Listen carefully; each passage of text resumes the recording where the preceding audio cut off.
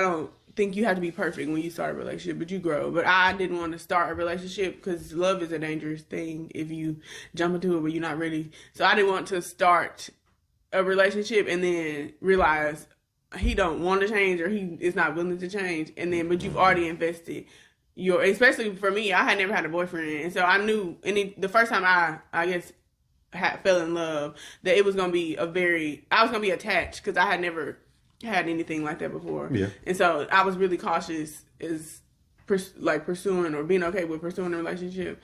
So it took a lot of prayer for me personally, and it was a lot of asking God, like, if this is not the person for me, please remove him from my life. If this is not the person, and I prayed, and that was a hard prayer. Like, I would pray with tears in my eyes, like, if this is not the person for me, please remove him from my life. Like, whatever it have to be, just remove him from my life.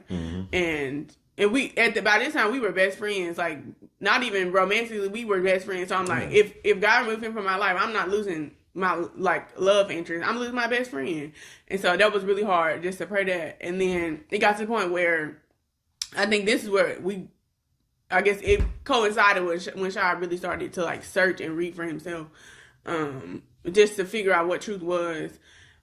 Because I started, and I don't think it was because I prayed this, but I started to pray that he would desire a relationship with you, even if that meant us breaking up. Like, if it takes us breaking up and never being friends again, I still desire for him to have a relationship with you. I want you to change his heart and for him to desire a relationship with you, not for our relationship's sake. Like, I want him to make it on his own. Even if you are preparing him and perfecting him for another woman, I still want you to prepare him, perfect him, to be a spiritual leader, even if that means it's not the spiritual leader of my house.